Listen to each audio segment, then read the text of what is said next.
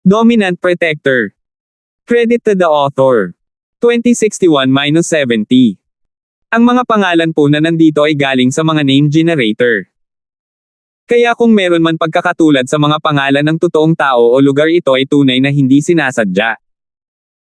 Ito ang bentahe ng pagiging alagad ng isang nakatagong bahay. Kung ito ay isang normal na alagad ng bahay ng Maharlika, maaaring hindi na sila makalusot sa Golden Class patungo sa Mystic Class. Kahit na para sa pinuno ng bahay, ang Mystic Class ay isa ng top class master, ngunit sa mga nakatagong bahay, ito ay isang piraso ng cake, lalo na para sa isang nakatagong bahay tulad ng bahay mo, na umaasa sa alchemy para sa isang buhay. Gayunpaman, sa kanan ay medyo nanlumo si Pancho nang makita niya ang walang laman na silid-aralan. Tila ang pagiging maaga ay hindi nangangahulugan na magagawa ng isang tao ang mga bagay-bagay.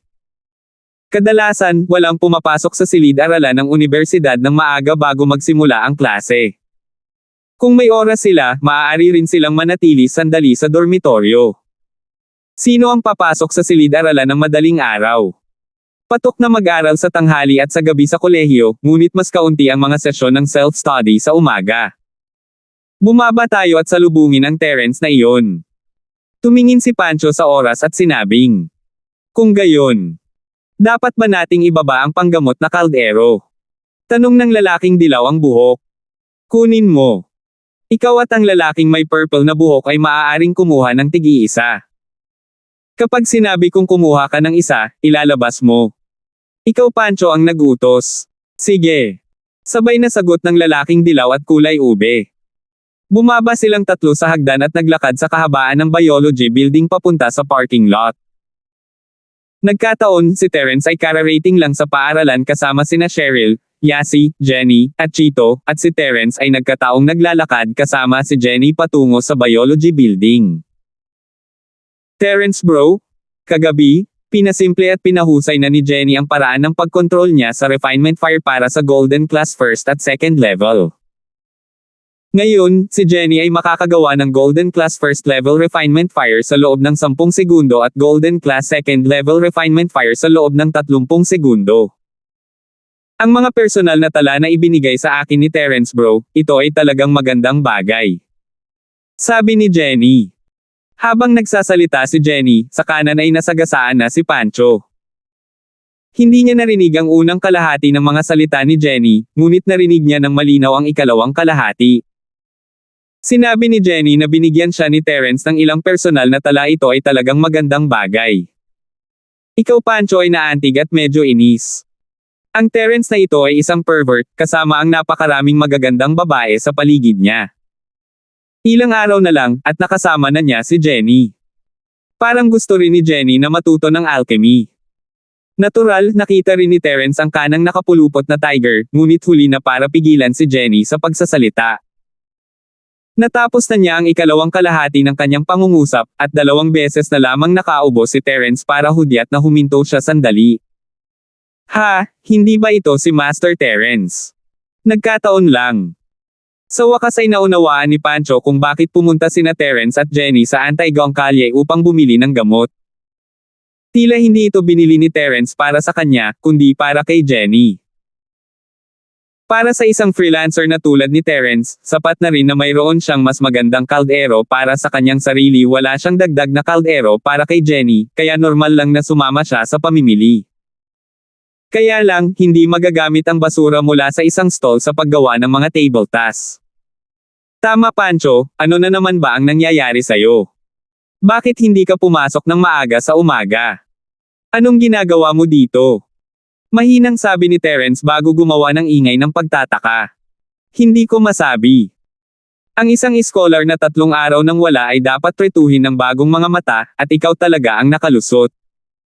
Mula sa gininto ang klase hanggang sa mystic na klase. Haha, masasabi mo rin." Hindi itinago ni Pancho ang kanyang mystic early phase aura, kaya hindi niya naisip na kakaiba ang masasabi ni Terence. "Paano ito? Nakakainggit. Kainggit. Baliw ka ba? Earth class ako at naiingit ako sa'yo mystic class." Sumimangot si Terence, "Nandito ka para ipakita sa akin na naging mystic ka. May iba pa ba?" "Syempre naman. Terence, ang impormasyong ibinigay sa iyo ni Boss Bale. Mabilis na sabi ni Pancho.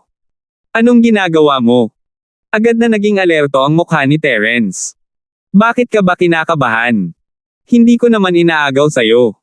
Gusto ko lang hiramin para tingnan.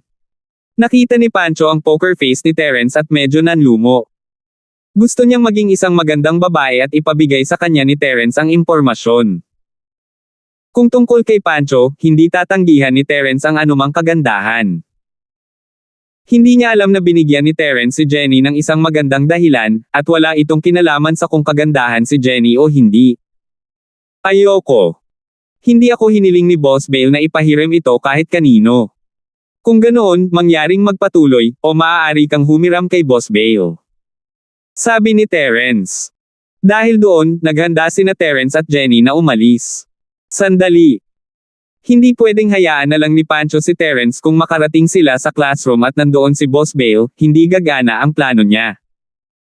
Kung sino man sa mga estudyante ang nakakita nito at nagsumbong kay Boss Bale, ito ay napakasama para sa kanya. Ano pa bang meron? Hindi mo akalain na ikaw na ang lahat ngayong mystic ka na, at handa mo akong bugbugin, di ba? Malamig na tanong ni Terence. Haha, paano yan? Pancho shook his head. Ikaw? Terence, kayang pumatay ng 3 Earth Class Masters ng sabay, at bubugbugin kita. Hindi ako tanga, kaya huwag mo akong i-provoke, walang kwenta. Kung gayon ano ang gusto mong gawin? Humajejek si Terence, ngunit walang sinabi. Wow! Terence bro, napakalakas mo. Napatay mo ang 3 Earth Class Masters sa ilang segundo. Lalo kang hinahangaan ni Jenny. Sabi ni Jenny habang nakatingin kay Terence ng may paghanga. Kumunat ang noo ni Pancho. Maliban kay Melissa, ang Jenny na ito ay itinuturing na pinakamagandang babae sa klase. Binabalak ni Pancho na maghanap ng kasintahan sa paaralan, ngunit wala sa tanong si Melissa. Hindi pa banggitin ang alitan nila sa bulwagan ng pagsusulit, hindi man lang siya guguluhin ni Melissa. Ang relasyon lamang ni Melissa at Terence ay hindi isang bagay na gusto niyang pakialaman. Paano kung patayin na naman siya ng lokong Terence na iyon? Hindi pinayagan ni Boss Bale ang anumang gulo dito, ngunit paano kung naasar si Terence at nakipagsapalaran na matanggal sa trabaho, patayin siya kaagad. Hindi ito imposible. At kaya, inilipat niya ang kanyang tingin kay Jenny, na nauwi kay Terence sa loob lamang ng 2 araw, tinawag siyang kuya at sinasamba siya walang pagkakataon na mangyari ito. Gayunpaman, ang mga ito ay maliit na bagay kay Pancho. Ang usapin ng kababaihan ay hindi apurahan. Ang mahalaga ay kunin mo muna ang impormasyon mula kay Terence. Terence, sa pagkakaalam ko, naibigay mo na kay Jenny ang impormasyon, tama ba? Hindi pinayagan ni Boss Bale na makita ito ng iba na dapat ay tumutukoy sa katotohanang hindi niya pinahintulutang makita ito ng iba maliban sa kanyang mga estudyante. Dahil iyon ang kaso, bakit hindi mo ako hayaang tumingin? At bakit ako magpapakita sa iyo? Malamig na ngumiti si Terence habang nakatingin sa kanya. Are you threatening me? 2062. Ito. Sa totoo lang, Terence, hindi ko ito tiningnan ng walang kabuluhan. Ipinagpalit ko ito ng magandang bagay.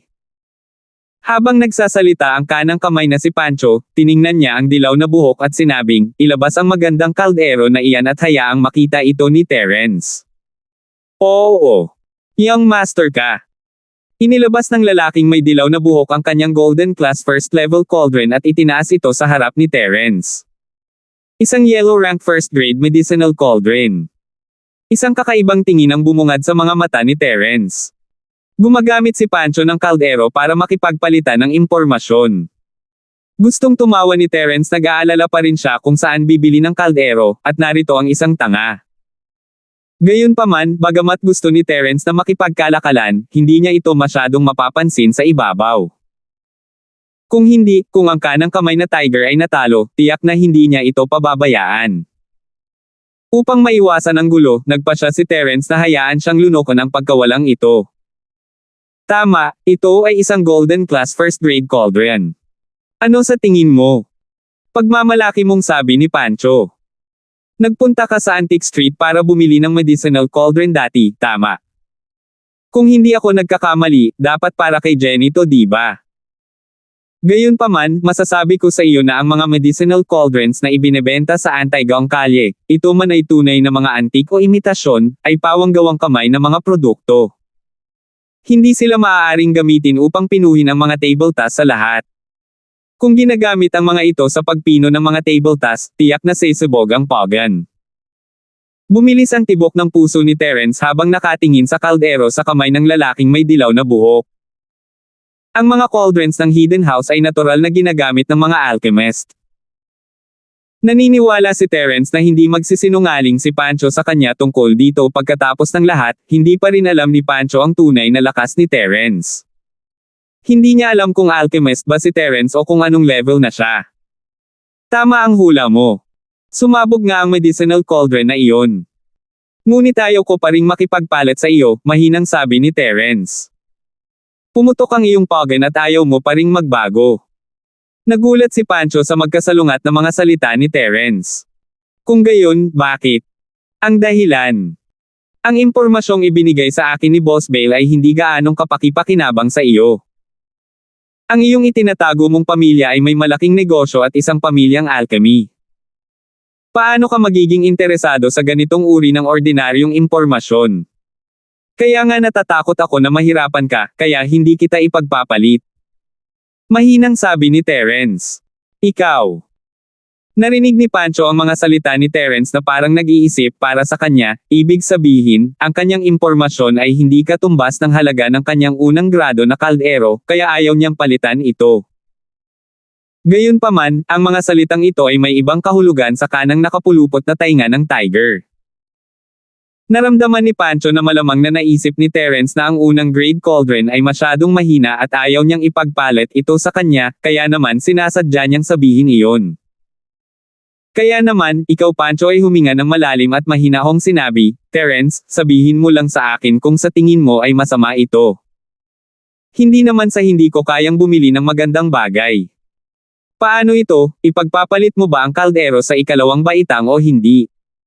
Second grade. Laking gulat ni Terence, ngunit hindi niya ito ipinakita sa kanyang mukha. Malamig niyang tiningnan si Pancho, mayroon kang second grade medicinal cauldron. Sapat na para kay Terence na ipagpalit ang basurang ito para sa isang first grade na kaldero ng gamot, ngunit gusto lang niyang tiyakin na si Pancho ay hindi masyadong magalit pagkatapos ng kalakalan. Hindi niya akalain na maiintindihan siya ni Pancho at maglalabas ng second grade medicine cauldron. Siyempre, ang tanga lang ang hindi magnanais ng magandang bagay, at hindi ito ang estilo ni Terence. Natural. Ang kanang kamay na si Pancho ay tumanggo sa purple na buhok at sinabing, ilabas mo ito at tingnan mo si Terence. Terence, mangyaring tingnan, ito ay isang pangalawang grado na kaldero ng gamot. Ang purple na buhok ay naglabas ng medicine cauldron at itinaas sa harap ni Terence, paano na?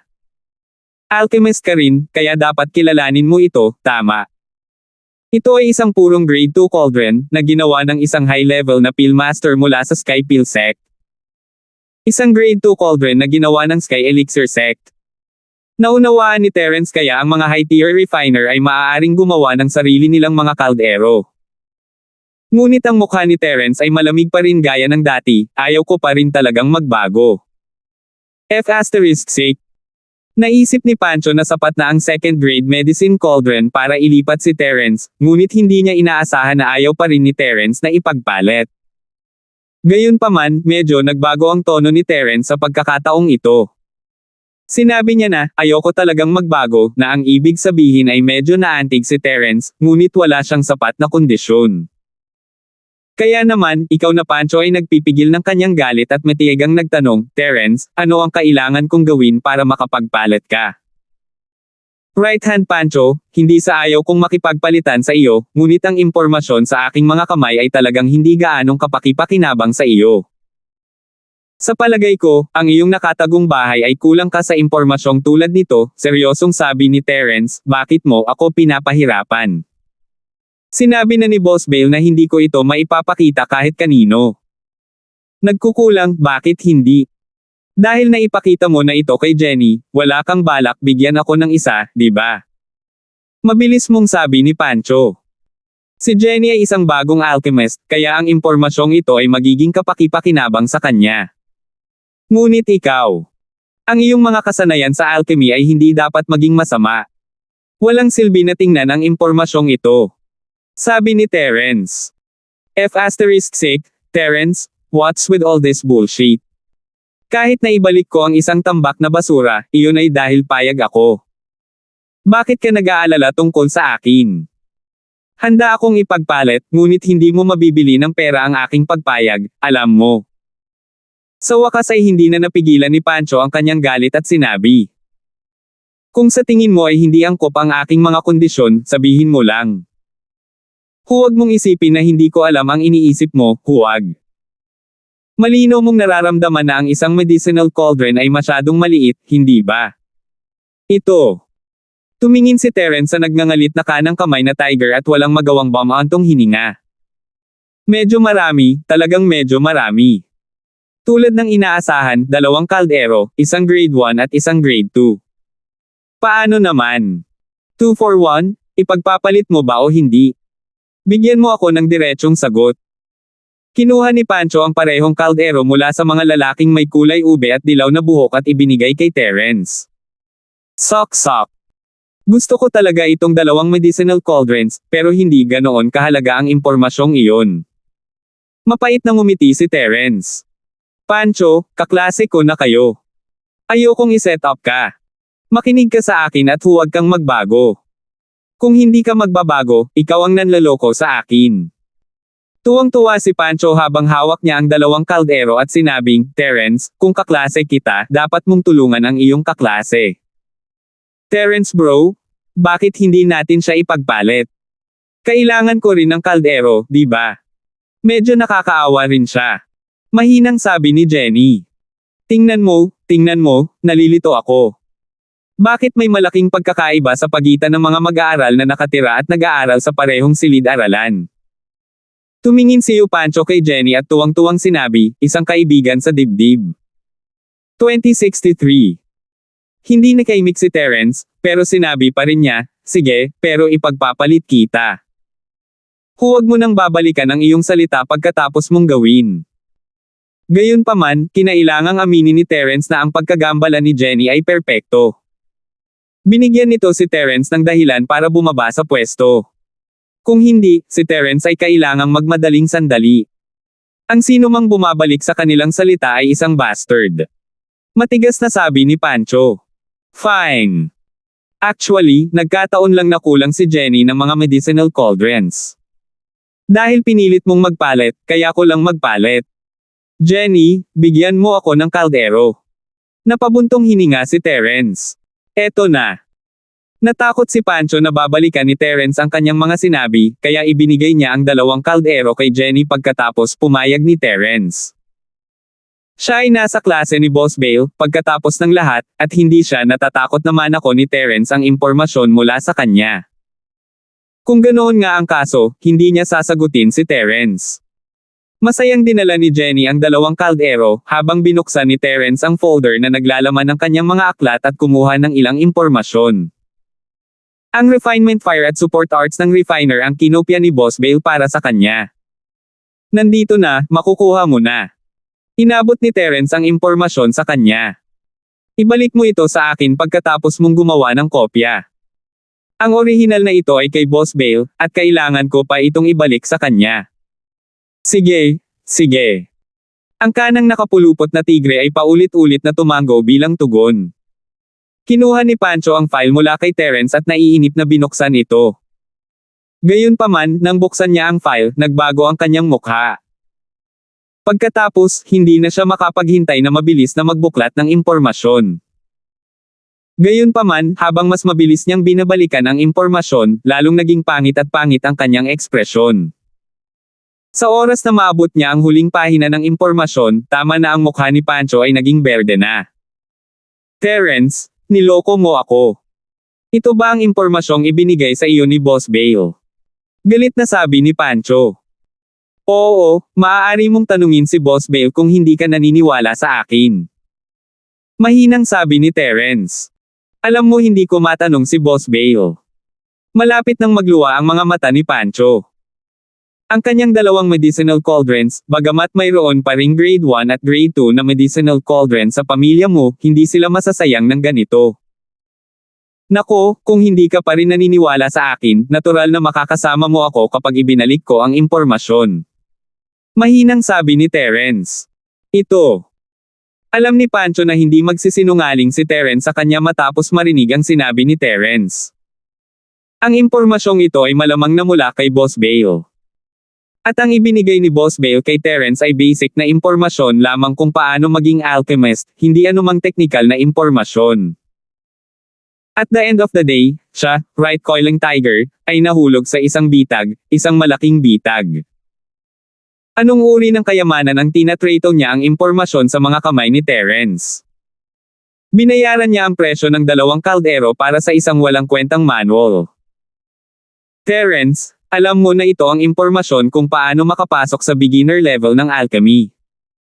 Wala itong halaga sa akin, kaya bakit hindi mo sinabi sa akin? Kinuha mo pa ang 2 sa aking mga medicinal cauldrons. Galit na sabi ni Pancho. Sinasadya mo ba? Sabi ko, Right Coiling Tiger, are you retarded? Kanina pa kita pinapayuhan na huwag mo itong baguhin. Sinasabi ko sa iyo, siguradong hindi nagkukulang sa bagay na ito ang itinatago mong pamilya mo. Sumimangot si Terence at malamig na ngumiti, pero anong sabi mo? Mahirap bilhin ng pera ang willingness mo. Handa kang makipagpalitan sa akin. Niloloko kita pag sinabi kong ipagpapalit kita, pero ikaw ang nanloloko sa'yo pag sinabi mong hindi mo ipagpapalit. Pinipilit mo akong ipagpalit, so anong magagawa ko? Ito. Hindi nakaimik si Pancho, wala siyang dahilan para pabulaanan ang mga salita ni Terence. Tapos, ayaw kong magbago. Ayaw mong magbago. Ayaw mong magbago dahil lang sa sinabi mo. Nabasa mo na ang impormasyon, at sinasabi mong hindi mo na ito babaguhin. Huhukayin mo ba ang iyong mga mata o ang iyong utak at buburahin ang nakita mo noon? Kumaibot ang mga labi ni Terence, wala akong oras para sa iyo. Hindi mo ba kakopyahin ang impormasyon?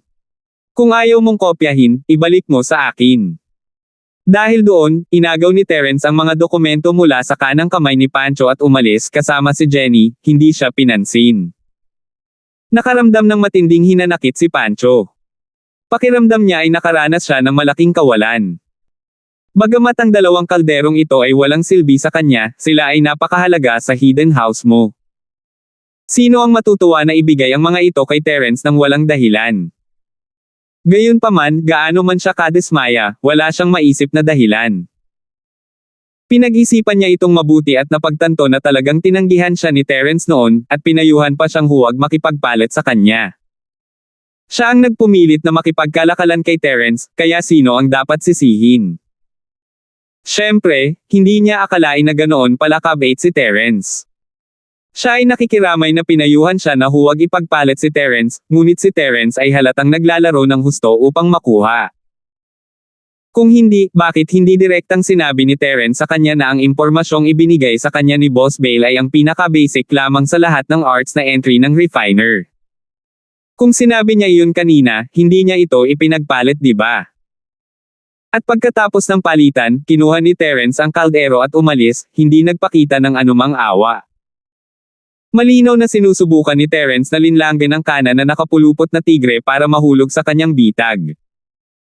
Iyon ang dahilan kung bakit ang tamang Pancho ay labis na nalulumbay. Gayunpaman, sa klase ni Boss Bale, wala siyang magagawa kahit na depressed siya. Hindi nagnanakaw o nananakot si Terence, ito ay isang patas na palitan, at walang ibang mga salik na kasangkot. Kahit na si Boss Bale, hindi magiging tama ang Right Coiling Tiger. Sa makatuwid, ang tamang nakapulupot na tigre ay maaari lamang itong lumunin. Damn it, niloko ako ni Terence. Bastos ka. Galit na sabi ni Pancho. Babalikan kita maya-maya. Walang lakas ng loob na magsabi ng kahit ano ang mga lalaking dilaw ang buhok at kulay ube. Sila rin ang responsable sa pagkahulog ni Tiger sa kanang kamay. Hindi nila malinaw na nakita ang sitwasyon at napatigil siya sa oras. Sa makatuwid, natakot sila na ang kanang kamay na tigre ay makatagpo ng problema sa kanila. Young Master, pakiusap, huminahon ka. Halatang pinlano ni Terence ang lahat, at hindi namin siya kayang bantayan. Sabi ng lalaking dilaw ang buhok. Tama, young master ikaw, ngayon lang tayo matututo sa ating mga pagkakamali. Kung gusto mong sisihin ang isang tao, sisihin mo si Terence. Masyado siyang mahusay kumilos, hindi matukoy ng mga tao ang pagkakaiba ng totoo at peke. Sabi nung lalaking may purple hair. Kayong dalawa, mag-isip ng paraan ngayon. Mag-isip ng magandang paraan, gusto kong kasuklaman si Terence. Hindi natin ito basta-basta mapapabayaan, kahit hindi natin maibalik ang kaldero, kailangan nating pahirapan si Terence. Or else hindi ako makakatulog. Sabi ni Pancho. Yes, young master you, mag-iisip kami ng paraan. Mabilis na tumango ang kulay dilaw at kulay ube na lalaki. Nagkwentuhan silang tatlo habang naglalakad patungo sa biology teaching building. Ang magandang mood ni Pancho mula sa pagpasok pa lang sa mystic class ay nawala ng walang bakas. Pag-uwi niya, haharapin niya ang panunumbat ng kanyang tiyuhin. Bagamat maaaring hindi masyadong mahigpit, magiging bahid sa kanyang buhay ang hindi magandang simula sa unang transaksyon niya sa isang tao. 2064. Naglakad si Terence at Jenny sa harapan, at hawak ni Jenny ang dalawang kaldero na may ngiti sa kanyang mukha. Terence bro, tulala si Pancho. Ang sining at sining ang pinakakaraniwang bagay, at gusto niyang ipagpalit ang mga ito.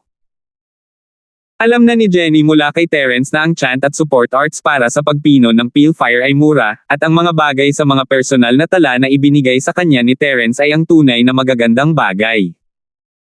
Gayunpaman, ganap na naiiba si Jenny sa kanilang dalawa, at nakaisip siya ng mas siyentipikong paraan ng pagpino ng refinement fire. Kaya kung ikukumpara, ang pagpino ni Jenny na Fire Heart Sutra ang pinakamahalaga. Kahit na ibinigay sa kanya ang Heart Sutra ni Terence, hindi dapat ibigay ang Heart Sutra ni Jenny. Siyempre torpe siya. I'm afraid he's regret it so much that his intestines green. Jenny, hindi ka tanga? Mahinang sabi ni Terence, ang sinabi mo sa harap mo ngayon Pancho ay dumating sa tamang oras. Hindi tanga si Jenny. Bagamat kumpara kay Terence bro, medyo tanga si Jenny, pero kumpara sa ibang tao, napakatalino ni Jenny. Seryosong sabi ni Jenny. Tiningnan ni Terence ang seryosong mukha ni Jenny, ngunit wala siyang makitang mali. Umiling siya. Baka nag-overthink si Yasi. Matalino si Jenny, ngunit hindi siya ganoon kaplano. Kahit papaano ay hindi maramdaman ni Terence ang anumang masamang intensyon mula sa kanya. Si Terence ay isang napakasensitibong tao. Noong nagsasagawa siya ng mga misyon sa Primeval Forest, naglaro siya ng maraming infernal affairs. Halos madaling sabihin kung sila ay kaibigan o kalaban. Si Jenny, sa kabilang banda, ay walang pag-iingat ng isang kaaway, ngunit siya ay tapat. Sinabi niya kay Terence ang lahat ng naisip niya, at mula doon, malinaw na hindi siya masamang tao. Fine, medyo matalino ka kumpara sa akin. Sabi ni Terence. Tama, alam ni Jenny ang sarili niyang limitasyon, hindi siya kasing talino at kasing lakas ni Terence bro. Wala pa akong hinangaan o sinamba kahit kanino noon, ngunit pagkatapos makita si Terence bro, sa tingin ko ay kahanga-hanga siya. Pumasok siya sa silid-aralan kasama si Jenny, at kahit na medyo magkakilala na sila, umupo pa rin siya sa likod ni Terence ng kusa, hindi nakikipag-away kay Melissa sa anumang bagay. Si Melissa naman ay parang araw-araw, nakaupo sa kanyang upuan, tahimik na nagbabasa ng libro. Umaga. Sabi ni Terence. Hehe, umaga na. Itinaas ni Melissa ang kanyang ulo at ngumiti kay Terence. Ginagahasa ka ba ng gari nitong mga araw na ito? Alam ni Terence na madalas na nakahanap ng dahilan si Danica para tawagin siyang Mayo, at gagamitin ng gari ang pagkakataong ito para hanapin si Melissa, ngunit wala siyang kinalaman kay Melissa. Ayaw pang tawagan ni Melissa pagkatapos ng dalawang tawag, ngunit nagtiyaga ang gari. Hindi sa nakalipas na 2 araw. Pero okay lang kung tatawagan mo ulit ako, hindi ko na sinasagot. Umiling si Melissa. Tama, mukhang magkasundo kayo ni Cheryl.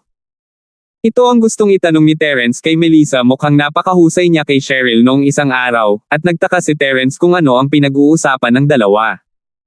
Mabait na tao si Cheryl. Maaaring hindi niya ako naintindihan noon pero tapos na ang lahat ngayon na napaliwanag ko na.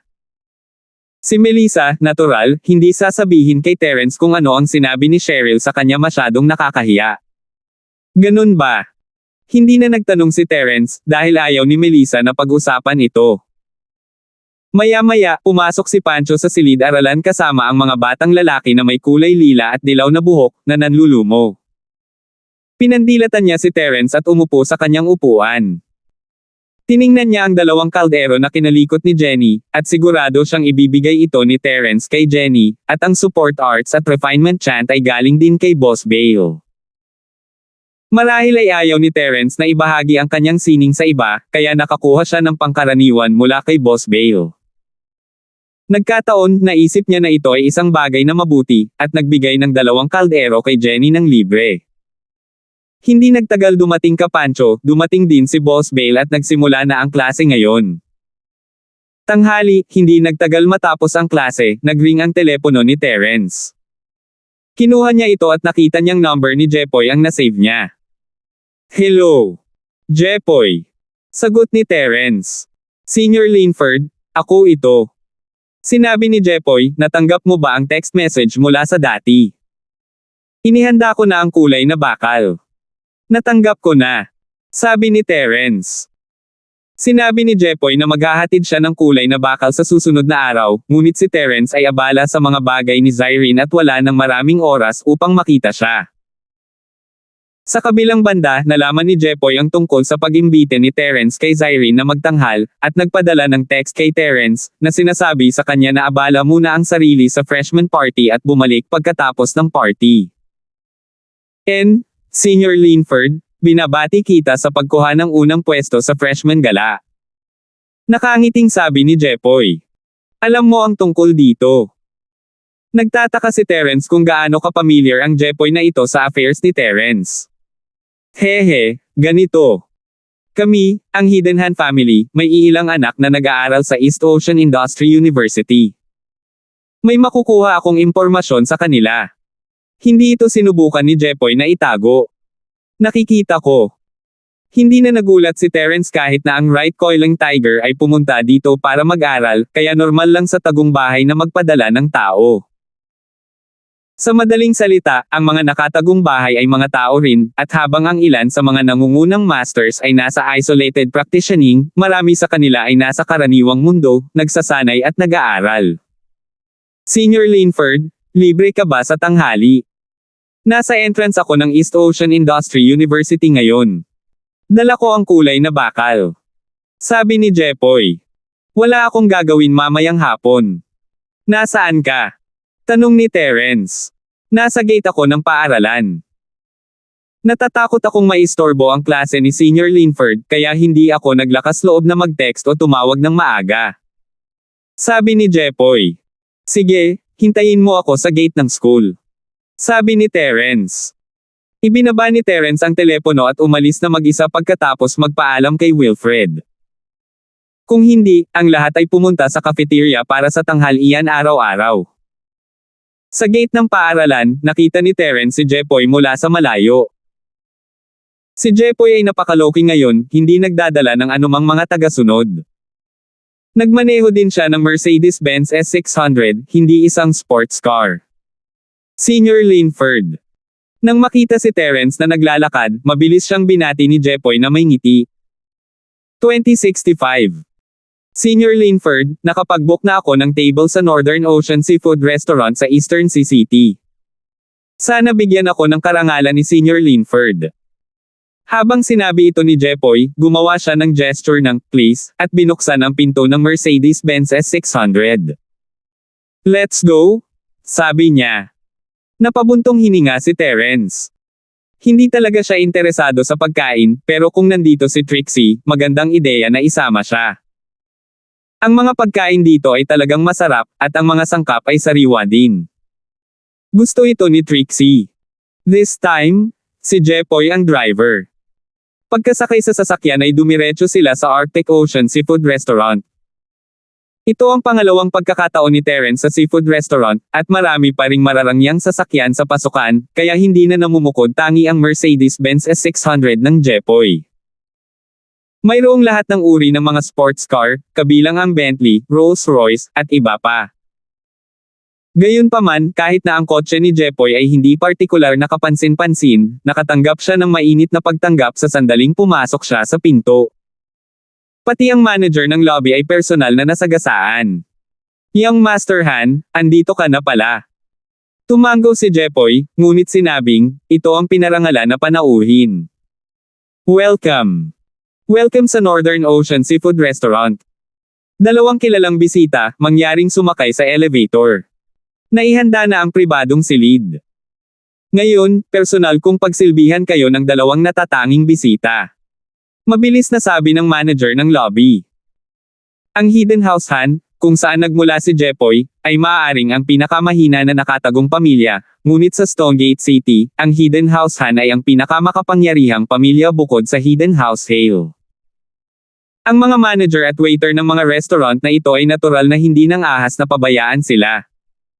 "This gentleman looks very familiar. Nakabisita ka rin ba sa shop namin kanina?" Tanong ng manager nang makapasok sila sa elevator. Mukhang pamilyar si Terence. Kakapunta ko lang dito kasama ang kaibigan ko ilang araw na ang nakakaraan, pero masyadong mataas ang presyo dito." "Walang awa ang kaibigan ko." Nakangiting sabi ni Terence. Natigilan ang manager. Hindi niya alam kung sino si Terence, ngunit alam niya kung sino si Jepoy. Paanong walang pera ang nakatagong pamilyahan? Bagamat Mercedes-Benz S600 lang ang minamaneho ni Jepoy dito, naging low-key lang siya. Ngunit sinabi ni Terence na mataas ang presyo dito, kaya medyo nahirapang sagutin ang manager ng lobby. Gayunpaman, mabilis siyang nag-react at sinabing, "Haha, medyo mataas talaga. Bibigyan kita ng 50% discount para sa pagkain na ito. Hindi na kailangan ng 50% na diskwento."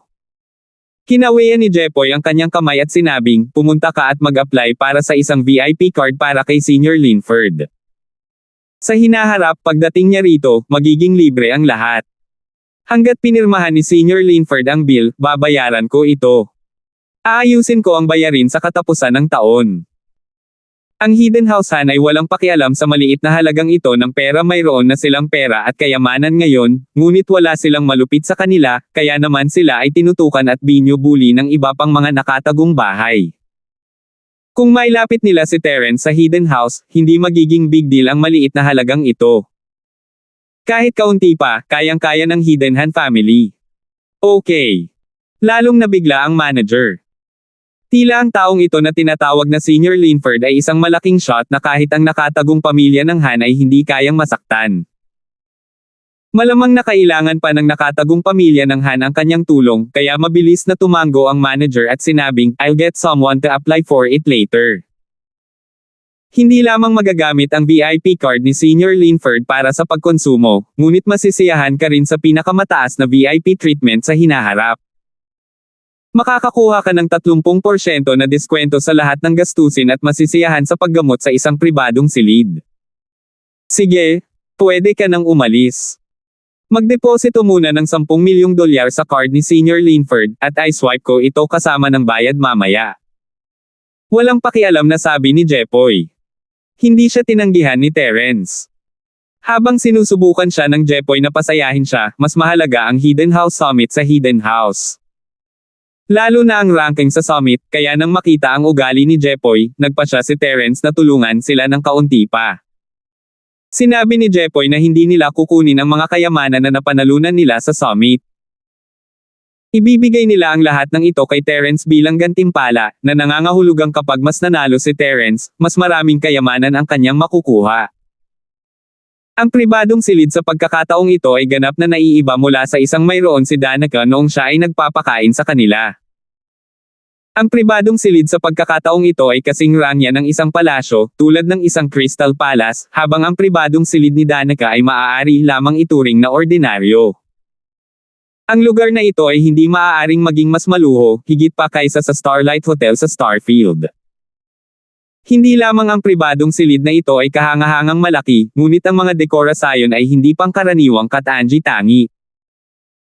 Lahat ng uri ng mga antigo at kaligrafya at mga pintura ng mga sikat na tao ay makikita sa lahat ng dako.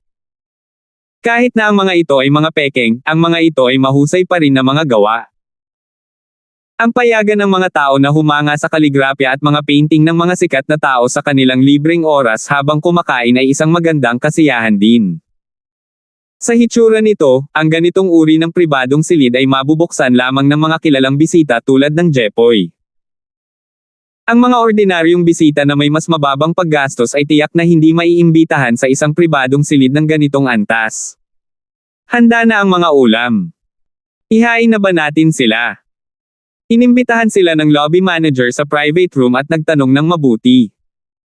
Senior Linford, ano sa tingin mo? Hindi nagpasya si Jepoy at hiningi ang opinyon ni Terence. Oras na ng pagkain. Ihain ang mga pinggan. Mag-uusap tayo habang kumakain. Sabi ni Terence sabay tango. Narinig mo ba iyon? Ihain mo na ang mga ulam. Sabi ni Jepoy sa manager ng lobby. Sige, pupunta ako at mag-uutos.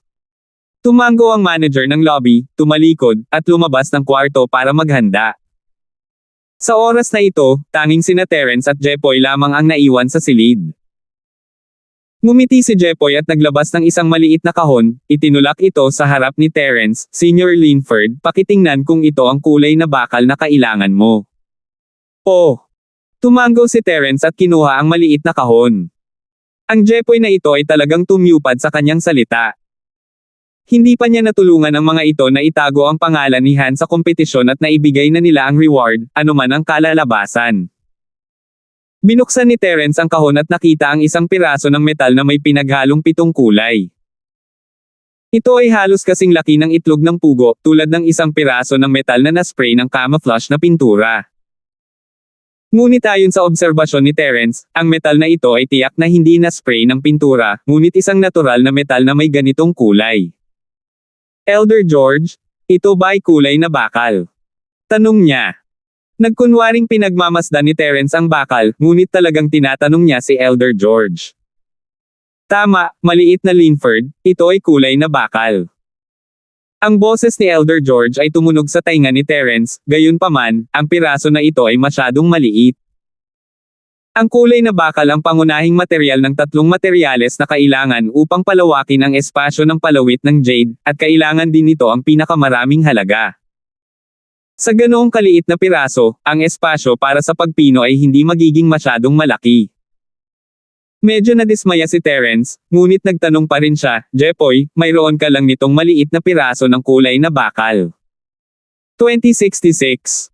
Oo, Senior Linford. Ang pamilyahan ay mayroon lamang itong maliit na lupain ngayon. Sabi ni Jepoy, walang silbi ang bagay na ito sa nakatagong pamilya ng Han. Nabalitaan ko na ito ay pandagdag na material na magagamit lamang ng mga maalamat na palsipikado at matataas na antas ng alchemist. Ang nakatagong pamilya ng Han ay walang mga alchemist o palsipikado. Walang silbi ang pagkakaroon nito, kaya tiyak na hindi natin ito itatago. Naniniwala ako sa iyo. Tumango si Terence. Dahil handang ibigay ni Jepoy ang lahat ng premyo kay Terence, malamang na naglagay siya ng maraming pera.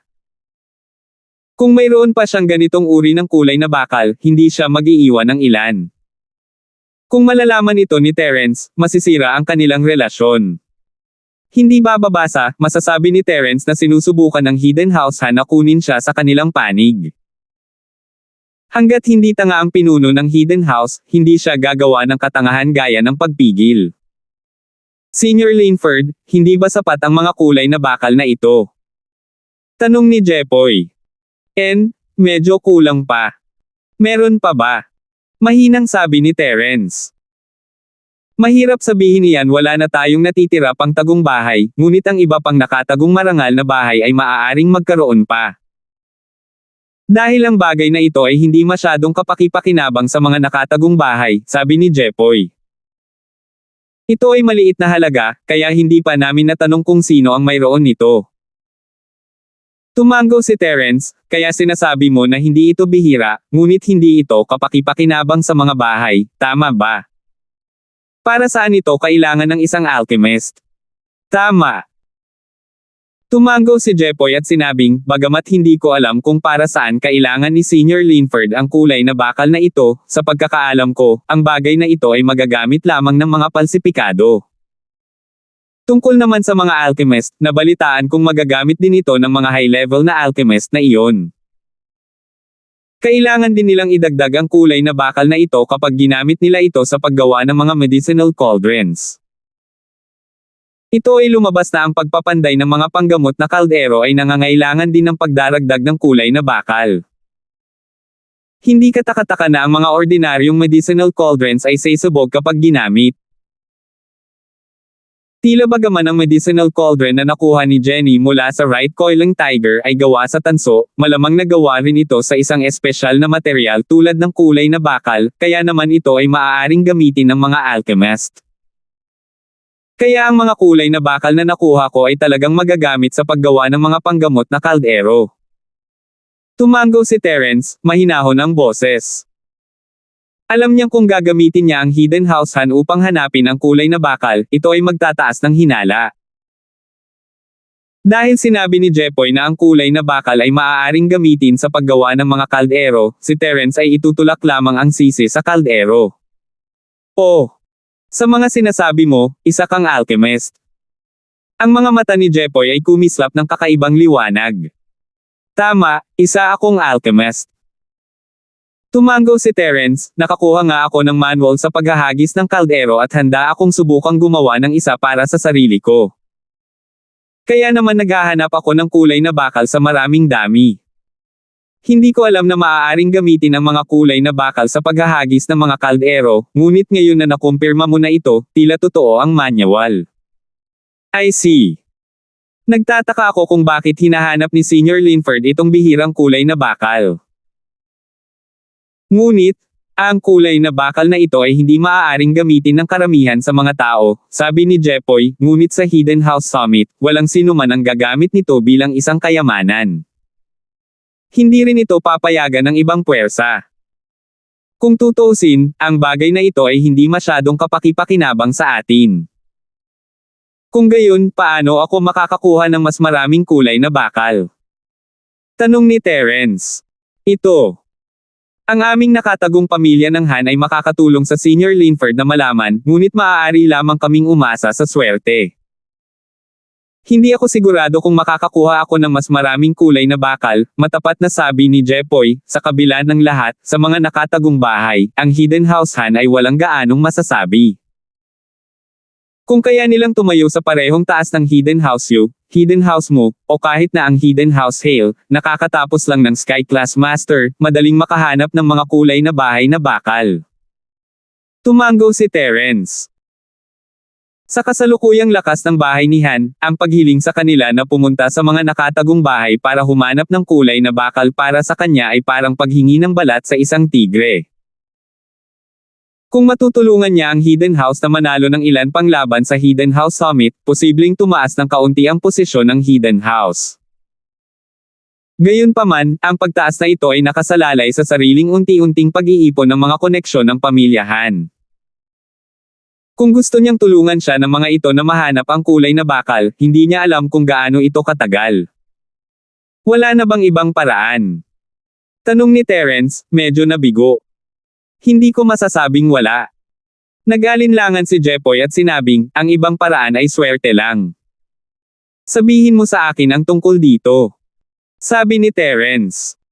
Minsan, mas mabuting magkaroon ng paraan kaysa wala. Ang isa pang paraan ay isa pang pag-asa. Hindi nagtagal pagkatapos ng Hidden House Summit, magkakaroon ng practitioner market.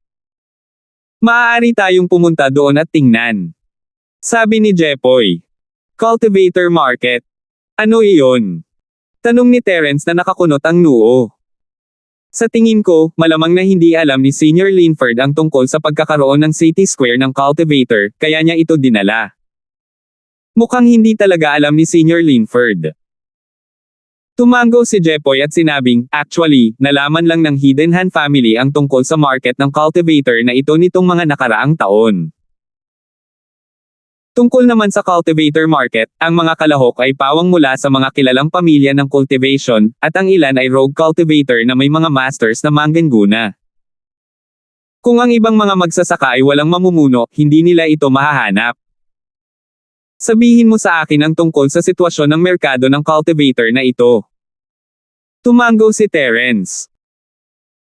Ang cultivator market, gaya ng ipinahihiwatig ng pangalan nito, ay isang lugar kung saan ang mga magsasaka ay nakikipagkalakalan sa isa't isa. Ito ay isang maliit na trade fair kung saan ang mga magsasaka ay maaaring makipagkalakalan sa isa't isa. Maaari silang magtayo ng mga stall upang magbenta ng mga kayamanan, elixir, cultivation manual, at iba pa na walang silbi sa kanila. Maaari nilang ibenta ang mga ito para sa pera o ipagpalit ang mga ito sa mga bagay na kailangan nila. Marami pang gumagala na magsasaka doon, paliwanag ni Jepoy, baka mahahanap natin ang kulay na bakal at ang iba pang mga bagay na kailangan ng Senior Linford. Kaya talagang may ganoong trade fair. Tuwang-tuwa si Terence. Sa isang trade fair na tulad nito, magiging mas madali para sa kanya na makahanap ng mga bagay sa hinaharap. Higit pa rito, kung makakagawa si Jenny ng mga table tasks sa hinaharap, maaari rin siyang gumawa ng ilang mga table tasks para ibenta at palitan. Iyon ay isang magandang paraan. Oo, hindi lang sila may ganoong trade fair, ang mga nakatagong bahay ay mayroon ding regular na auction. Sinabi ni Jepoy, ang mga bagay sa palengke ay maituturing na ordinaryo lamang, ngunit ang mga bagay sa auction ay ang tunay na magagandang bagay. Bukod dito, maaari mo ring piliin ang auction house na ipapalit sa isang partikular na bagay. Kung ang Senior Linford ay may iba pang mga kayamanan, maaari ka ring humiling na palitan ng ilang kulay na bakal. 2067. Kaya ganyan, kailan gaganapin ang Hidden House Auction? Tanong ni Terence. Hindi ako masyadong sigurado dyan. Hindi rin ganoon kaganda ang ating Hidden House Hunts Information Network, at bago lang ang auction ay makakatanggap lang tayo ng balita. Pero nabalitaan ko na ang Hidden House Auction ay ginaganap ng ilang malalaking tagong bahay, kaya magpapadala tayo ng imbitasyon. Kung interesado si Senior Linford, pwede kang sumama sa akin. Sabi ni Jepoy. Sige. Ipaubaya ko ito sa iyo, tumango si Terence. Huwag kang mag-alala, Senior Linford, tiyak na magbabantay ako. Sabi ni Jepoy. Habang nag-uusap sila, may kumatok sa pinto ito ang waiter na naghahain ng pagkain.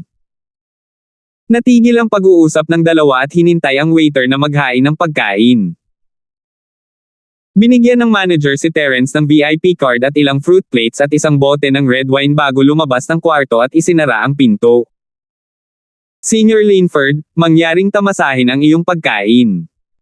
Si Jepoy ay gumawa ng isang kumpas ng kamay ng, please. Let's talk while we eat. Tayong dalawa lang, at walang tagalabas. Walang ganyang rules. Si Terence naman ay gutom na gutom. Walang pagdadalawang isip niyang pinulot ang kanyang mga chopstick. Una, sabihin sa akin kung kailan ang Hidden House Summit, at ano ang kailangan kong ihanda. Sige, Senior Linford. Tumango si Jepoy at dinampot din ang kanyang mga chopstick, kumakain kasama si Terence habang nagsasalita siya, ang Hidden House Summit ay gaganapin sa ika-15 ng buwang ito. Ang lokasyon ay hindi pa inaanunsyo, ngunit kung hindi ako mali, ito ay sa Stonegate City, dahil ang host ay ang Hidden House Hale. Tagong bahay Hale. Ang mga mata ni Terence ay kumislap sa isang masalimuot na tingin ang nakatagong bahay na ito na si Hale ay maaaring ituring na kanyang kaaway, ngunit si Quentin ay kanyang tagasunod. Oo, sa totoo lang, ang tagong bahay na ito Summit ay hindi katulad ng mga nauna. Halatang may ilang makapangyarihang tagong bahay ang nagsasama-sama para hatiin ang mga kayamanan na natagpuan ng ating tagong bahay sa mga sinaunang guho. Hindi nila tayo maaaring rob ng lantaran dahil sa mga patakaran, sabi ni Jepoy na may halong galit. Gumagawa sila ng mga dahilan para pilitin kaming, ang nakatagong pamilya ng Han, na ibahagi ang ilan sa mga magagandang kayamanan sa kanila. Ang malakas ay kumakain ng mahina. Iyan ang tuntunin sa mundo ng paglilinang. Hindi naman nagulat si Terence hindi naman dahil sa hindi makatwiran ang mga nakatagong bahay. Ang mundo ng pagsasanay ay isang lugar kung saan nabiktima ng malalakas ang mahihina sino ang masisisi mo kung hindi ka sapat. Si Terence, sa kabilang banda, ay pilit na pinuntahan ang isang pamilya, malubhang nasugatan ang isang Josh, nabali ang binti ng isang Januan, at humingi ng malaking halaga ng kabayaran mula sa isang Januan. Ang lahat ay napunta sa kapangyarihan ni Terence. Binali ang mga binti ni Irving, pinasabog ang kanyang skyscraper, at napilayan si Tio Hinzo. Ang lahat ng ito ay dahil sa lakas ni Terence. Kung hindi, si Terence ay maraming beses nang namatay. Of course, I know that. Jepoy smiled bitterly. Ngunit, kahit na hindi maganda ang takbo ng aming nakatagong bahay, at handa kaming magbayad ng malaking halaga, ayaw naming masyadong matalo. Kung mangyayari iyon, mawawala ang lahat ng mukha namin sa mga nakatagong bahay. Kaya naman gusto naming hilingin kay Senior Linford na lumabas. Kahit na ilan lang ang makakalaban namin. Ha, paano kung manalo pa ako ng ilang rounds? Tanong ni Terence. Lahat ng taya na mapanalunan mo ay pag-aari ni Senior Linford. Biglang lumiwanag ang mga mata ni Jepoy. Higit pa rito, lahat ng taya na inilagay ng nakatagong pamilya ng Han ay pag-aari ni Senior Linford. Bilang karagdagan, si Senior Linford ay maaari ding kumuha ng ilan pang kayamanan mula sa treasure vault ng nakatagong Han family, o maaari mo ring sabihin ang ilang iba pang kondisyon. Tingnan natin ang mga pangyayari bago tayo magpasya. Alam ni Terence na ang kalagayan ni Jepoy ay nakatutokso, ngunit kailangan niyang magkaroon ng lakas upang makuha ang mga ito. Hindi siya gagawa ng isang bagay na mapanganib at magpapakamatay. Ayaw niyang mawala ng buhay para sa mga kayamanang iyon. Ang pagtulong sa bahay Han ay isang piraso lamang ng cake. Bagamat hindi masama ang pagganap ni Jepoy mula sa simula hanggang sa katapusan, si Terence at ang Hidden House Han ay walang gaanong relasyon. Isang piraso ng kulay na bakal lamang ang kinuha niya sa kanila. Basta't tinulungan niya silang manalo sa karera ng sasakyan, wala siyang utang sa kanila. Para sa iba, makikita ni Terence kung ano ang sitwasyon. Hindi siya kikilos ng padalos-dalos. Hindi ko pa natatanggap ang mga detalye ng kompetisyon. Malalaman lang natin pagdating natin. Ngunit ayon sa mga haka-haka ng mga nakaraang taon na kaganapan, sabi ni Jepoy, tiyak na mayroong karera, reflexes, at martial arts competitions, ngunit ang karera ay 100% posible. Ito ay isang mahalagang kaganapan upang sanayin ang koordinasyon ng mga kamay, paa, at utak ng isang magsasaka. Car racing. Ngumiti si Terence, nakikita ko na hindi masama ang iyong kasanayan sa pagmamaneho. Ganun ba sila ka-confident na matatalo kanila? Ito ay talagang wala. Narinig ni Jepoy ang mga salita ni Terence at hindi niya napigil ang iling ang kanyang ulo, mapait na sinabi, siguro kung narinig na ni Senior Linford ang Hidden House Hail. Bagamat nakatanggap si Jepoy ng balita na si Terence at ang Hidden House na si Hale ay hindi magkasundo, at na ang Hidden House na si Hale ay nagpadala pa ng isang Earth-class late-phase Gregory upang patayin si Terence noong nakaraang pagkakataon, ngunit siya ang pinatay sa halip, hindi magandang ideya na sabihin ito ng malakas. Tagong bahay Hale. Dinampot ni Terence ang baso ng red wine sa kanyang harapan at humigop. Malamig siyang ngumiti. Baka may racing master sila. Tama. Nabalitaan ko na ang Hidden House na si Hale ay tumanggap ng isang iligal na anak sa bahay. Tumango si Jepoy at sinabing, ang lakas ng cultivation ng illegitimate son ay hindi masyadong maganda, ngunit marami siyang trick sa karera. Magaling siya sa karera, at kinuha siya ng Elderby from House Hale bilang isang disipulo, sinanay siya upang maging isang practitioner sa ganitong paraan, ang kanyang utak at mga kamay ay gumagana ng mas mahusay, at siya ay malamang na mananalo sa karerang ito. Kahit ano. Paf! Ubo-ubo. Si Terence ay umiinom ng red wine, ngunit iniluwa niya ito nang marinig ang sinabi ni Jepoy, ang ibig mong sabihin ay si Irving. Oo, si Irving iyon. Senior Linford, kilala mo ba siya? Tumango si Jepoy. Kilala ko siya, bakit hindi? Kalaban ko ang lalaking iyon, ngunit hindi siya naging masaya sa akin. Ngunit paano siya naging isang racing master? Ngumiti si Terence. Ang Irving na iyon ay isang profesional na magkakarera. Sinabi ni Jepoy, nag-aral siya sa ibang bansa sa kanyang mga unang taon. Siya ay isang mandirigma sa isang underground na karera sa ibang bansa at kilala bilang ang Hell's Racing God. Ang illegitimate na anak ng isang tagumpay na tulad niya, kung hindi siya kinikilala ng kanyang pamilya, natural na siya ay isang good-for-nothing rich kid. Normal lang sa kanya ang mahilig sa karera. Narinig ko na minsan ay nagkaroon siya ng isang racing master bilang kanyang master noong siya ay nasa ibang bansa. 2068.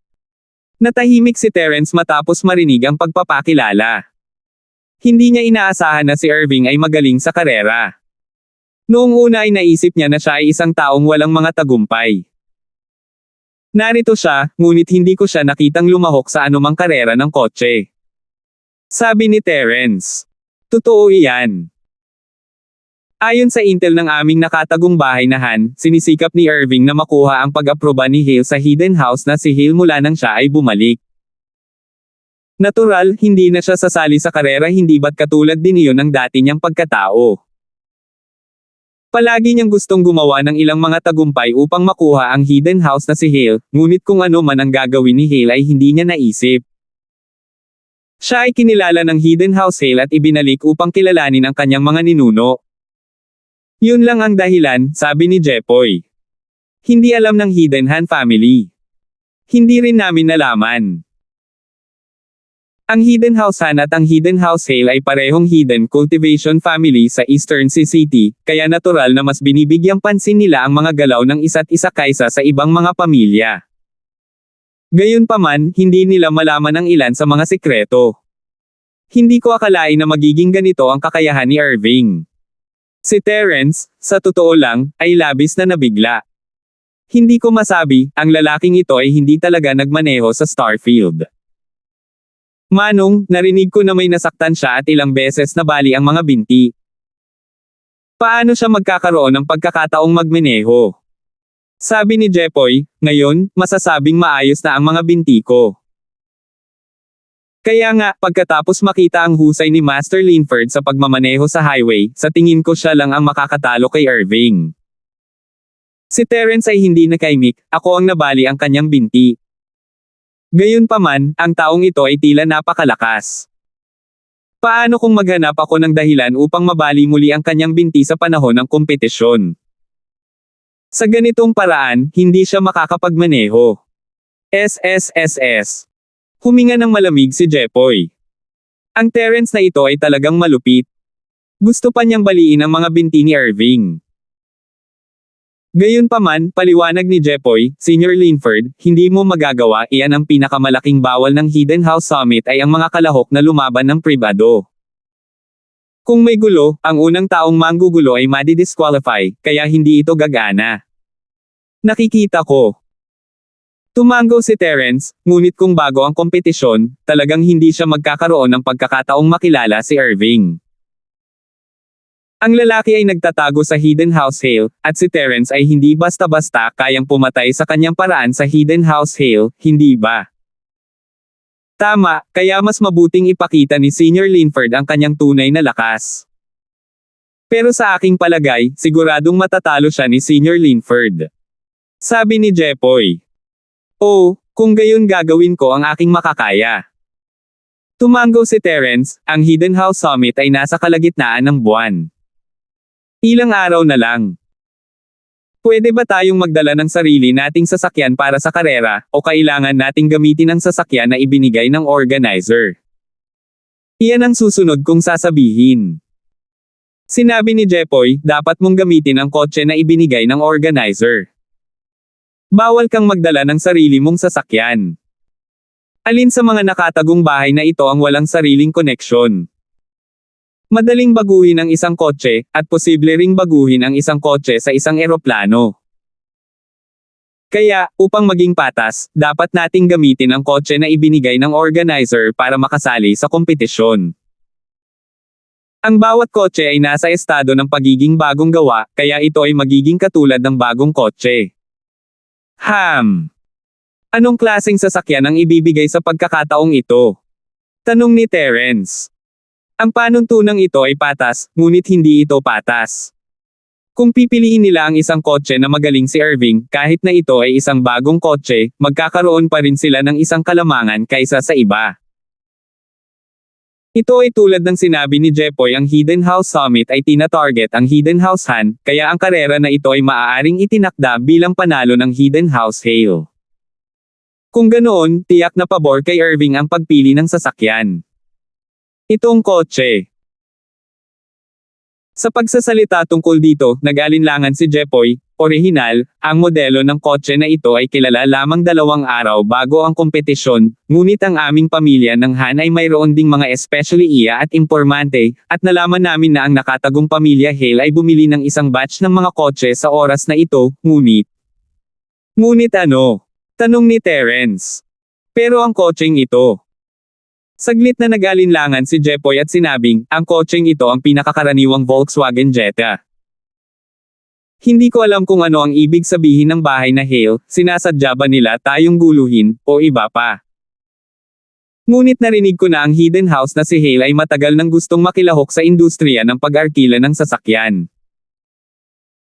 Siguro pagkatapos maubos ang mga sasakyan na ginamit para sa kompetisyong ito, maaari na nilang direktang gamitin ang mga ito para sa pagpapatakbo ng pag-arkila ng sasakyan at makatipid ng malaking pera. Kung tutuusin, ang Hidden House Hale ay hindi masyadong mayaman, malayo sa aming nakatagong bahay-han. Tumango si Terence, kung ang Irving na iyon ay talagang mahusay sa karera, kung gayon kung mas karaniwan ang kotse, mas malaki ang pagkakaiba. Maaaring ang Jetta ang modelo para sa karerang ito, ngunit ang iyong nakatagong bahay ay mayaman. Siyempre. Sa mga sinaunang guho na natuklasan namin, hindi lang maraming magagandang yaman sa pagtatanim, ngunit marami ring ginto at pilak na kayamanan. Sapat na para itago namin ang mga gastusin ng pamilyahan sa ilang henerasyon. Kahit na hindi kami nakahanap ng paraan para kumita sa loob ng ilang henerasyong ito, ayos lang. Dahil sinabi rin ni Lolo na panahon na para patatagin ang Hidden House Han bilang isang Hidden Noble House, hindi oras para umunlad.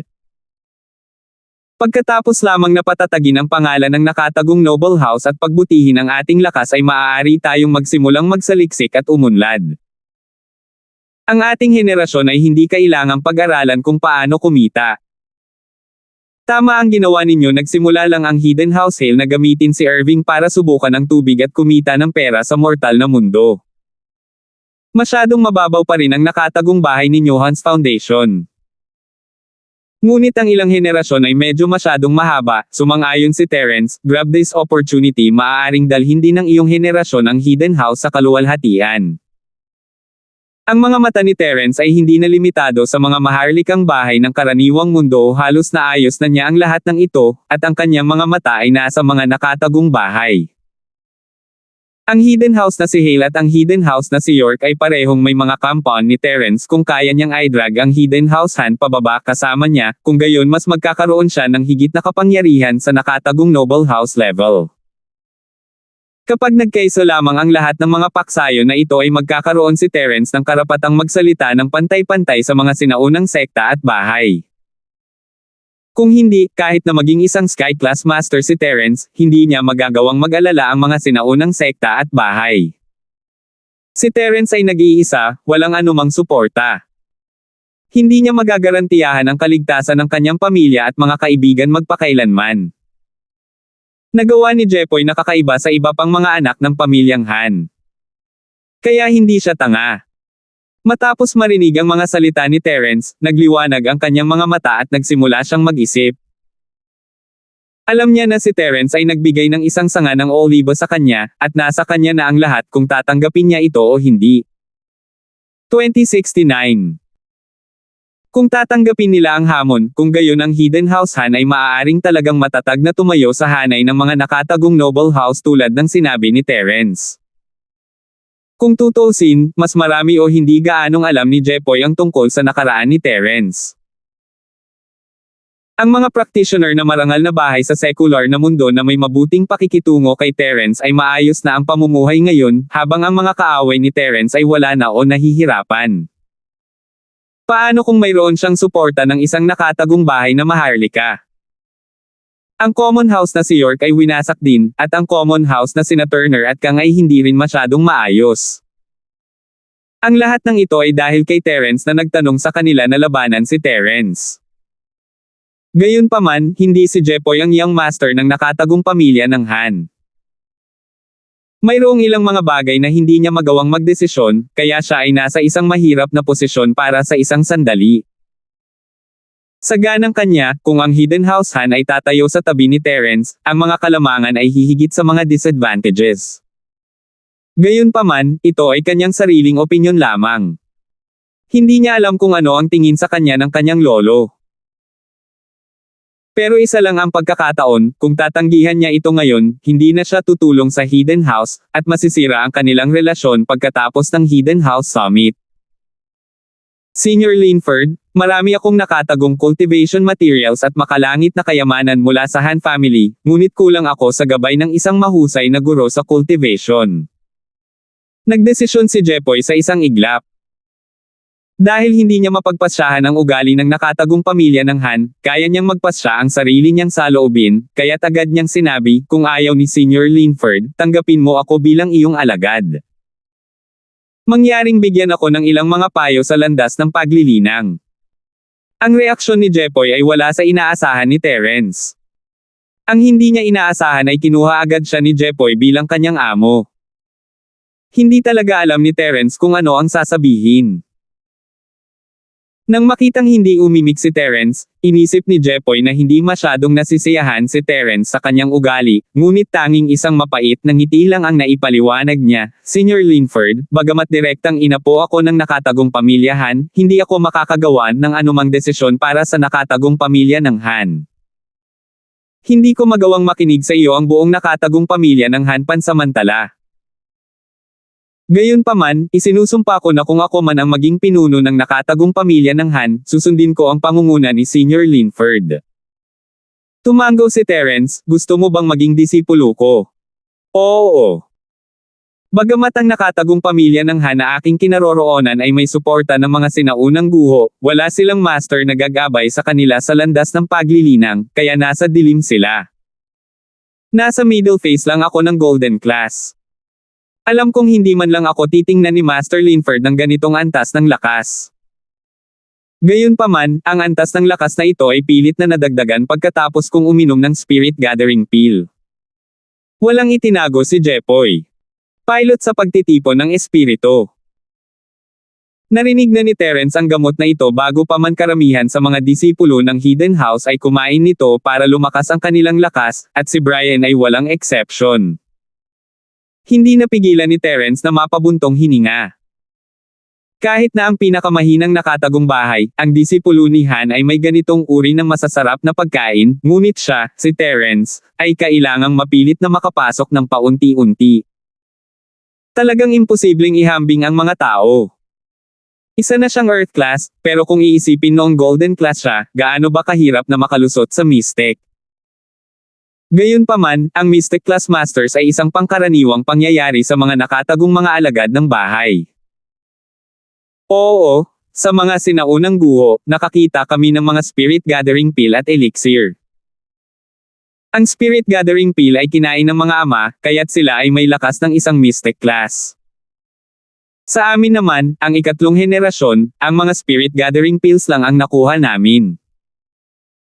Ako ay itinuturing na may mas mahusay na potensyal, at sa tatlong Spirit Gathering Pills lamang, naabot ko ang lakas ng gitnang yugto ng Hansia, but wala na bang maraming Spirit Gathering Pill at Elixir, at hindi ibebenta sa amin ng nakatagong pamilya mo, kaya labis akong nag-aalala tungkol sa aking paglilinang sa hinaharap. Kalimutan ang tungkol sa pagkuha ng isang alagad. Wala akong planong kumuha ng isang disipulo sa aking edad. Ngunit kung gusto mo, maaari kitang kunin bilang aking nakababatang kapatid. Ngunit, kailangan pa ring subukan ang iyong katapatan. Sabi ni Terence. 0. Maraming salamat, Senior Linford. Matapos marinig ni Jepoy ang mga salita ni Terence, mabilis siyang tumayo at kinulong ang kanyang mga kamao, Panginoon, mangyaring tanggapin ang pana mula sa kapatid na ito. Dahil doon, yumuko si Jepoy kay Terence ng may paggalang. Ang bilis mong mag-react. Katatapos ko lang magsalita at tumayo ka na. Bahagyang ngumiti si Terence at ikinaway ang kanyang kamay, ngunit lahat ay marunong magsabi ng magagandang bagay. Ang pangunahing bagay ay ang iyong pagganap sa hinaharap. Hindi ko pinahahalagahan ang iyong personal na lakas, ngunit ang iyong katapatan. Senior Linford. Hindi, Boss Linford, ako ang pinakatapat. Nangangako akong makikinig sa mga utos ng boss sa hinaharap. Mabilis na sabi ni Jepoy. Dahil loyal ka, kaya kitang bigyan ng lakas. Hindi mo ba gustong lumakas sa pamamagitan ng pagkuha sa akin bilang iyong Panginoon? Sabi ni Terence. Gayunpaman, ang aking mga kababata ay makakatanggap din ng parehong pagtrato. I'm sure na imbestigahan na ng Hidden Hand family mo ang background ko, at alam ang sitwasyon ng mga kapatid ko. Makikita mo ang kanilang lakas noon at ngayon. Nakikita ko. Inimbestigahan nga ni Jepoy ang background ni Terence, ngunit ang buong tagumpay ni Han ay naguguluhan. Ang mga allipiers ni Terence, kasama ang mga babaeng malapit sa kanya, paano tumaas ng husto ang kanilang lakas. Marami sa kanila ay Golden Class Early Phase Masters noong una, ngunit ngayon sila ay Mystic Late Phase Peak. Ang bilis ng pag-level up ay hindi ka panipaniwala. Siyempre, bagamat naghihinala sila, hindi nila makita kung ano ang nangyayari. Hanggang sa sinabi ito ni Terence, biglang napagtanto ni Jepoy na gawa iyon ni Terence. Sa pag-aakalang mapapalakas din niya ang kanyang lakas, ang puso ni Jepoy ay sumabog sa labis na kaligayahan. Hindi ba ito ang hinahabol niya? Kung mapapabuti niya ang kanyang lakas, kahit na ito ay Golden Class Late Phase Peak lang, pagkatapos ay bibigyan siya ng pamilya ng 20 table task para tulungan siyang makapasok sa Golden Class sa Mystic Class. Kung ganoon, ang lakas ng Jepoy ay mas mauuna sa iba pang ikatlong henerasyon ng nakababatang henerasyon ng nakatagong pamilya ng Han. Ang posisyon ng Young Master ng ikatlong henerasyon ay magiging Jepoy din. Boss, si Turner po ay sumusumpa sa langit na makikinig lang ako sa mga utos ni boss sa buhay na ito. Kapag lalabagan ko ang sumpa na ito, mawawala ang lahat ng lakas ko at hindi na ako makakapagtanim muli. Magiging pilay ako. Si Jepoy ay agad na nanumpa sa langit. Si Terence ay hindi masyadong naniniwala sa mga panunumpa sa harap ng ganap na lakas, ang mga panunumpa ay minsan ay isang biro lamang. Gayunpaman, ang panunumpa ni Jepoy ay hindi eksaktong masama. Ang pagkawala ng lahat ng kanilang lakas at hindi na muling makapagtanim ay isang bangungot para sa mga practitioner. Karaniwan, sinumang practitioner na may kaunting integridad ay hindi gagawa ng ganitong panunumpa. Sinabi ito ni Jepoy para ipakita kay Terence ang kanyang nararamdaman. Paano mo mapapatunayan ang iyong katapatan? Tumingin si Terence kay Jepoy at mahinang nagtanong. 2070. Hindi alam ni Jepoy kung paano sasagutin ang tanong ni Terence. Ibinigay niya kay Terence ang lahat ng kanyang makakaya, at ang kailangan lang ni Terence ay ang kulay na bakal. Wala na siyang ibang gusto. Hindi mapatunayan ni Jepoy ang kanyang pagmamahal kay Terence. Gayunpaman, pagkatapos mag-alinlangan sandali, itinaas pa rin ni Jepoy ang kanyang ulo at sinabing, "Boss, hindi ko alam kung paano patunayan ito. Pakisabi sa akin. Kalimutan mo na ito." Ang mahabang paglalakbay ay nagpapakita ng lakas ng isang kabayo. Ang oras ay nagpapakita ng puso ng isang tao. Kung talagang maaasahan ka, hindi ako magiging mademo sa aking mga pagsisikap na tulungan kang mapabuti ang iyong lakas. Ngunit kung ikaw ay mapagkunwari, pagkatapos ay kakalimutan ko ang bagay na ito. Sabi ni Terence. Ito. Boss Terence, hindi naman sa nagmamadali ako at ayaw kong patunayan ito sa iyo, pero may ideya ako. Nag-alinlangan si Jepoy at sinabing, mayroon pang event sa Hidden House Summit, at ito ay isang laban ng 2 tao. Kung lalakas ako, makakasama ko si boss, at kasama si boss, lakas, siguradong mananalo ako. Kailangan ko lang manatili sa tabi at protektahan ang sarili ko. Oh! Kinailangang lumaban silang dalawa sa labanang ito ng 2 tao. Hindi ko ba kayang mag-isa? Tanong ni Terence. Hindi, dapat 2 tao. At saka, kung matalo ang isa sa 2 tao sa isang team, ituturing na talo. Kaya kahit gaano pa kalakas ang boss, masyadong mahina ang nakababatang kapatid. Kung nauna siyang natalo, matatalo pa rin siya sa kompetisyon. Ipinaliwanag ni Jepoy. Ganito, nakasimangot si Terence at napaisip ng malalim. Sa totoo lang, napakahusay ng mga mata ni Terence sa paghusga sa mga tao. Ang Jepoy na ito ay malamang na hindi nagdalawang isip tungkol sa kanya, ngunit kahit na ganoon, ayaw bigyan ni Terence ng anumang mga benepisyo. Hindi mahalaga kung ito ay Julian, Chester o Amara, lahat sila ay matandang magkaibigan. Tinulungan lang sila ni Terence na mag-level up, at ang kanyang bagong follower na si Quinten, sa kabilang banda, ay hindi pa nakaka-level up. Walang saysay para kay Terence na ay level up muna ang Jepoy. Gayunpaman, kung mayroon talagang isang kaganapan sa kompetisyon na nangangailangan ng dalawang tao na magtulungan, kung gayon ang lakas ng Jepoy ay masyadong mababa, at ito ay tiyak na makakaapekto sa mga resulta. Nga pala, boss, sinabi mo lang na isa kang alchemist. Huminga ng malalim si Jepoy at biglang nakaisip ng magandang paraan para sumuko. Tama. Bakit mo natanong? Sabi ni Terence sabay tango. Kung gayon, boss, alam mo ba ang tungkol sa Chi Gathering Pill? Hininaan ni Jepoy ang kanyang boses at sinabi sa malalim na boses. Chi Gathering Pill. Nakatuon ang mga mata ni Terence kay Jepoy, bakit mo ba ibinalita ito bigla? Boss, hindi ko ito itatago sa iyo. Sa mga sinaunang guho, ang aming nakatagong pamilya ng Han ay nakakita ng ilang hanay ng mga materyales para sa pagpino ng mga Chi Gathering Pills. Ito ang palaging pinakamalaking sikreto ng aming nakatagong pamilya ng Han. Tanging ang mga pangunahing disipulo lamang ang nakakaalam nito, at kami ay mahigpit na ipinagbabawal na ikalat ito. Boss, sabi ni Jepoy na may seryosong ekspresyon, dapat mong malaman na ang Chi Gathering Pill na ito ay maaaring hindi gaanong mahalaga sa mga sinaunang sekta, ngunit sa amin ng mga nakatagong sekta, ito ay isang bagay na ipaglalaban namin kahit na ano. Ang mga salita ni Jepoy ay nagpatango kay Terence, tama, ang Chi Gathering Pill ay isang kayamanan sa mata ng mga nakatagong bahay at mga normal na sekta ng paglilinang. Boss, kung matutulungan mo akong dagdagan ang aking lakas at protektahan ang nakatagong pamilya ng Han sa hinaharap, handa akong kumbansihin si Lolo na bigyan ka ng mga sangkap para sa Chi Amassing Pill. Sabi ni Jepoy, ito ang regalo ko kay Jepoy kay boss. This is the Han family's secret, and now that I have told boss, it more or less shows my feelings. Kapag lumabas ang balita tungkol dito, ang aming nakatagong pamilya ng Han ay ninakawan o malipol pa nga. Pagnanakaw. Wasakin ang buong sekta. Hindi kailangan. Ang Chi Gathering Pill ay mahalaga, ngunit kahit na mayroon ka ng mga sangkap, ang mga nakatagong bahay ay hindi malalaman kung paano ito gagawin kahit na inalis nila ito. Ang mga alchemist ng Hidden House ay nasa pinaka-level 1. Tanging ang Hidden House mo lang ang may mataas na antas ng alchemist, ngunit upang makagawa ng isang antas ng 3 antas ng tableta tulad ng isang alchemist na kailangan mo. Sa pagkakaalam ko, ang Sky Elixir Sect lang ang may ganitong master, tama ba? Mahinang tanong ni Terence. Boss, mukhang wala ka pang masyadong alam sa Sky Elixir Sect. Tayong mga Hidden House pwede talagang magpagawa sa kanila ng elixir.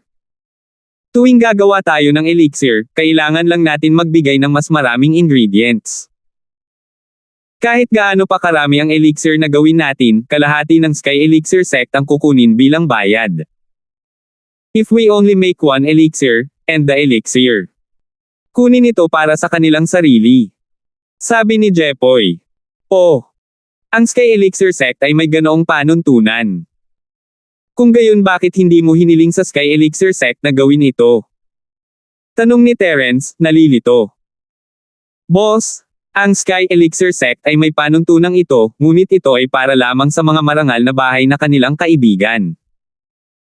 Sa mga hindi, kahit na magmakaawa ka sa kanila, baka hindi kanila matulungan sa paggawa ng mga table tasks.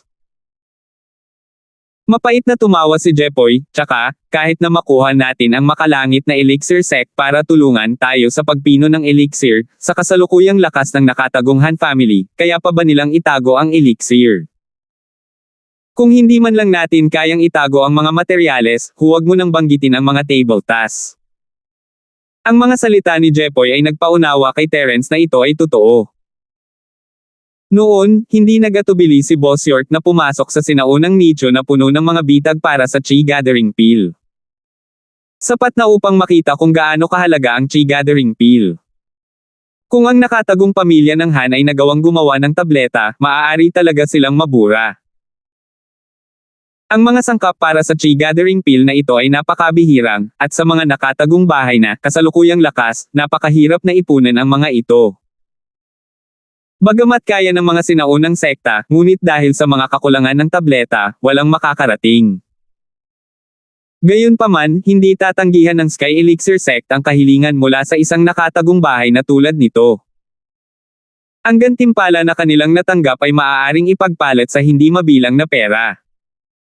Gayunpaman, masyado akong na-curious. Handa ka bang ibigay sa akin ang mga materyales para sa Chi Gathering Peel? O, papayag ba ang lolo mo sa mungkahi mo? Kakaibang tumingin si Terence kay Jepoy at nagtanong. Ang pagmamayari ng isang ordinaryong tao ng isang jade ay isang krimen. Ang bagay na ito ay nasa aming nakatagong pamilya ng Han. Maaari naming itago ito ng ganito at hindi na masikatin ng araw, o magdudulot kami ng gulo kung aalisin namin ito.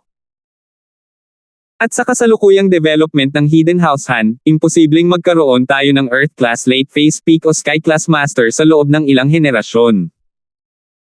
Hanggat walang Sky Class Master, hindi tayo mangangahas na kunin ang materyal na ito. Maliban na lang kung mayroong Earth Class Late Phase Peak na maaaring direktang gumamit nito pagkatapos gawin ito, ngunit may isang tiyak na panganib hindi mo maaaring hilingin sa isang tao na gawin ito para sa iyo ng walang lubos na kumpiyansa. O. Gayunpaman, may pag-asa pa kung iingatan niya ang mga sangkap para sa pagtitipon ng Chi Elixir. Kahit na hindi mo magawa ngayon, hindi mo ba iniisip ang iyong mga susunod na henerasyon? Ang Chi Gathering Peel na ito ay ang pag-asa na makalusot sa Sky Class. Bahagyang ngumiti si Terence. Salamat po at sinamahan ninyo ako, ingat lagi mga master.